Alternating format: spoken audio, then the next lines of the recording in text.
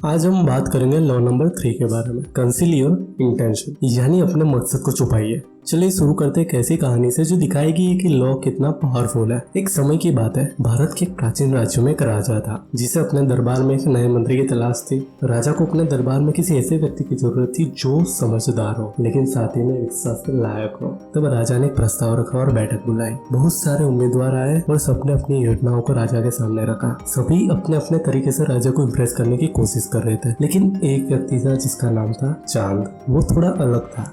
चांद को भी मंत्री बनना था, लेकिन चांद ने अपने असली मकसद को छुपाकर एक काम आदमी का रूप लिया। उसने कहा, महाराज मैं तो बस आपकी सेवा करना चाहता हूँ, मुझे ना सम्मान चाहिए न पदवी, बस आपकी खुशी में मेरी खुशी है। राजा ने सोचा ये व्यक्ति कितना विनम्र है, बिल्कुल भी लालची नहीं है, यह सचमुच मेरी सेवा करने के लायक है। और इस तरह चांद को मंत्री बना दिया गया। चांद का असल मकसद था राजा के दरबार में शक्ति हासिल करना, अपने इरादों को छुपा कर राजा के नजदीक पहुंच जाना और धीरे धीरे राजा की सारी गद्दी उसके हाथ में आ जाए, ये उसका मकसद था। अपने स्ट्रेटेजिक मूव से चांद ने राजा को यह महसूस करवाया कि उससे ज्यादा विश्वास नहीं है और कोई नहीं है। और समय बीतते ही वो राजा के बहुत करीब आ गया और एकदम खास आदमी बन गया। वो अब हर डिसीजन लेने से पहले एक बार चांद से सलाह मशवरा जरूर करते और उसकी राय लेते। एक रात जब राजा अपने महल के कोने में गुपचुप मंत्री और उसके कुछ साथियों को अलग बात करते हुए सुना, तब उसे चांद का असली मकसद समझ में आया। राजा ने अपने खबरी के जरिए चांद के प्लान्स के बारे में और अधिक जानकारी हासिल की। तब राजा को यह पता चला कि चांद ने पूरे समय अपने मकसद को छुपाकर अपनी पोजीशन मजबूत की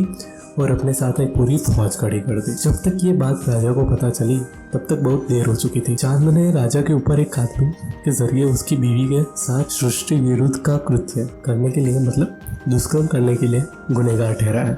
दूसरी तरफ दूसरे आदमी से गाँव वालों में ये खबर फैलाई कि राजा अब दुगना कर वसूलेंगे और सब छोटी जवान लड़कियों को अपनी दासी बना के रखेगा। गांव वालों के मन में यह बात डाल के चांद ने गांव वालों के मन में राजा की एक घटिया इमेज बनाई और उनके मन में राजा के प्रति गुस्सा और क्रोध भर के उनको सब तरीके से पछाड़ने की कोशिश की और बैठक बुलवा के राजा को उम्र कैद की सजा सुनाई। राजा के सामने कोई भी अवसर नहीं था कि वो बच सके, उसे रोक सके और कुछ कर सके, क्योंकि जब तक ये बात उन तक पहुंचती तब तक चांद ने अपना कदम चांद पे, मतलब राजा की गद्दी पे रख लिया था। लोगों का विश्वास जीत लिया था और राजा के खिलाफ नकली सबूत बना के उनको गुनहगार साबित कर दिया था। दोस्तों, ये कहानी दिखाती है कि अपने मकसदों को छुपाकर आप कितना पावरफुल बन सकते हैं।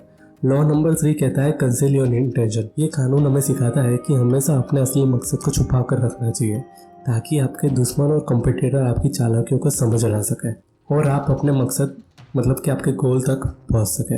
ये कानून ये कहता है कि जब आप अपने मकसद को छुपाते हैं तो आप अपने आसपास के लोगों को कंफ्यूज और मिसलीड कर सकते हैं। इससे आप अपने गोल्स अचीव करने में बिना किसी रुकावट के सक्सेसफुल हो सकते हैं। आपको अपनी हर मूव को केयरफुली प्लान करना चाहिए और कभी भी अपने असली मोटिव को रिवील नहीं करना चाहिए, क्योंकि भाइयों चुपचाप काम करके सक्सेस हासिल करने का मजा जो है ना, वो चिल्ला चिल्ला के सबको स्कीम बताने में नहीं है। बेंजामिन डिसराएल जो ब्रिटेन के प्राइम मिनिस्टर बना है, उन्होंने अपने पॉलिटिकल राइवल्स और ओपोनेंट्स के सामने अपनी असली मकसद को कभी रिवील नहीं किया। डिसराएल हमेशा अपने प्लान को सीक्रेट रखता और अपनी चालाकी से अपने राइवल्स को मिसलीड करता था। उसने अपने पॉलिटिकल स्ट्रेटेजिक्स को केयरफुली प्लान किया और अपने मकसद को छुपाकर ब्रिटिश की पॉलिटिक्स में अपनी जगह बनाई। डिसराएल की इस अप्रोच ने उसे एक सक्सेसफुल और इन्फ्लुएंशियल लीडर बनाया। जेफ बेजोस, जिसने अमेज़न के नाम से अपनी पहचान बनाई, लेकिन आप में से बहुत कम लोग जानते होंगे कि जेफ बेजोस की ज़्यादातर इनकम कहाँ से आती है। उनकी ज़्यादातर इनकम उनके अमेज़न वेब सर्विस से आती है। जब जेफ बेजोस को पता चला कि AWS सबसे वैल्यूएबल सर्विस है और इसकी मार्केट में आते ही डिमांड बहुत होगी, तब उन्होंने इसे चुपचाप बिना किसी जगह इसका नाम मेंशन करके ये सर्विस चलाई ताकि वो इतने आगे आ सके कि जब उनके जैसी वेब सर्विस कोई कॉपी करे तब तक बहुत देर हो चुकी हो। जेफ बेजोस ने बहुत समय तक अपनी AWS से आने वाली इनकम के बारे में किसी को नहीं बताया और जब गूगल और दूसरी कंपनी को पता चला तब उन्होंने इसका क्लोन बनाया, लेकिन कोई भी AWS के आगे नहीं निकल सका क्योंकि जेफ बेजोस ने अपने मोटिव को छिपाकर अपना मुंह बंद रखकर चुपचाप अपना काम किया और आज अमेज़न की ओनर दुनिया के सबसे अमीर इंसान में से एक है। चलिए अब सीखते हैं कि कैसे आप भी लॉ नंबर 3 को अपनी लाइफ में अप्लाई कर सकते हैं। Number 1, stay mysterious. अपने असली मकसद को हमेशा छुपा कर रखें, लोगों को कंफ्यूज और मिसलीड करें। आप अपने गोल्स अचीव कर सकते हैं, जैसे जेफ बेजोस ने किया। कभी भी अपने गोल्स को किसी को मत बताइए, और वैसे भी 10 में से 7 लोग तो आपसे चलेगी।